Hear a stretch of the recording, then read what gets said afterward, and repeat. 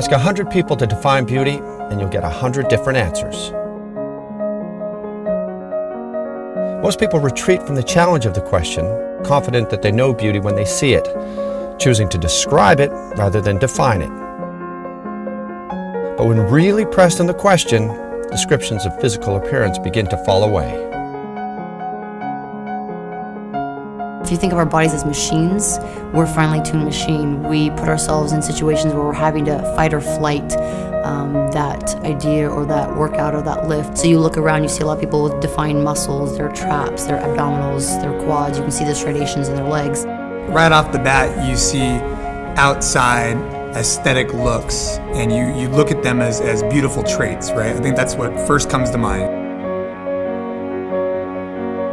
I love the way that CrossFitters look because it's just so real. Yeah, that's beauty in a sense, but at the same time there's that confidence between them where maybe they've gone through a personal struggle or they've found something where this is what helps them define themselves as an individual. I think what differentiates the beauty from the outside to the inside is the heart and the perseverance that each CrossFit athlete shows through each one of these workouts. For me, I look at it, it's like I've been able to grow and learn so much, not only physically, but also emotionally, mentally, be in a position where it's like I gotta be able to keep going. So I think that's the other aspect of the beauty. It's beautiful to be fit, but I think for the most part, the way I feel is that anyone who carries themselves with confidence will be beautiful. That term beauty is very, subjective to your experiences and what you've been told and what you've been led to believe, and it's something that there's no question. Man, that's beautiful. Whether it's a waterfall, whether it's a bird flying, whether it's someone, that's just doing an air squat with, with some degree of virtuosity. And that's something that, when you watch any athlete in their apex of their career, there's never a doubt. There's you're like, well, that's awesome. It's beautiful.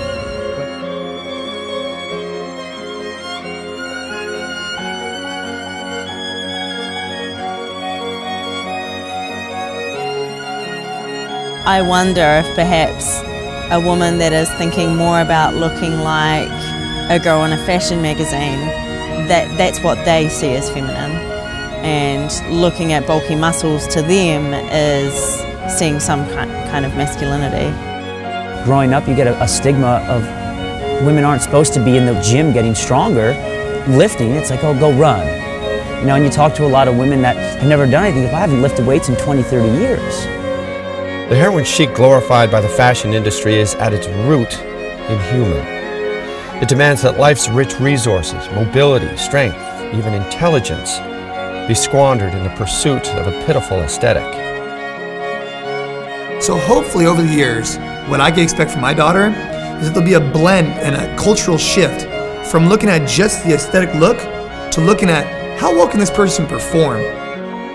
There are people who spend their entire lives allowing their reflection in the mirror determine their self-esteem, submitting to a cultural judgment established decades ago. But in CrossFit gyms all over the world, mirrors are conspicuous by their absence. Fitness is gauged in reps, in speed, power, virtuosity, and beauty is measured in joy and in pride. That's really what CrossFit's about, making life better. People would be like, oh, wait till you're in your 30s or wait till you're in your 40s. You'll know what it's like. It's really hard to keep the weight off and it just starts piling on and things like that. But I'm not scared of that anymore. And we get wrapped up in the games and it's sexy and it's fun, but gosh, to be able to just say, yeah, I can do that. Maybe not as fast, maybe not as much, but I can do that. Puts you head and shoulders above the majority of the human population, and that's beautiful to me. If you want to look good, do stuff well and do what life demands of you, and everything else will fall into place. If we could get people to focus more on their own health and well-being, I think everything would just become secondary to that. When you see them grow, male and female, as clients that just learn to move and learn to be aware of their body, the comfort they have, you can see it, their shoulders are back, their chin is up, and they just become just different people, and it's really fun to watch the progression. Everyone comes in the gym, they want to lose weight, they want this or that. Next thing you know, I want my first pull-up.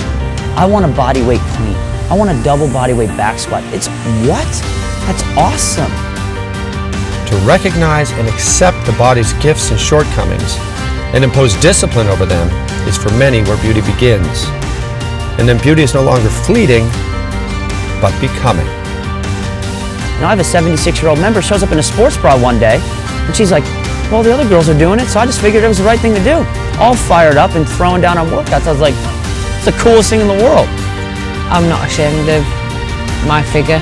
I like being strong. I like being able to lift nearly as much or more than most of the lads that I work with.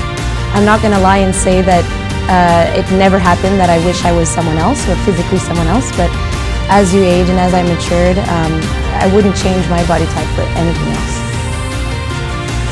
Ask 100 people to define beauty and you get 100 definitions. Ask 100 people at the CrossFit Games to define beauty and they answer with a gesture. Because at the CrossFit Games, beauty speaks up itself.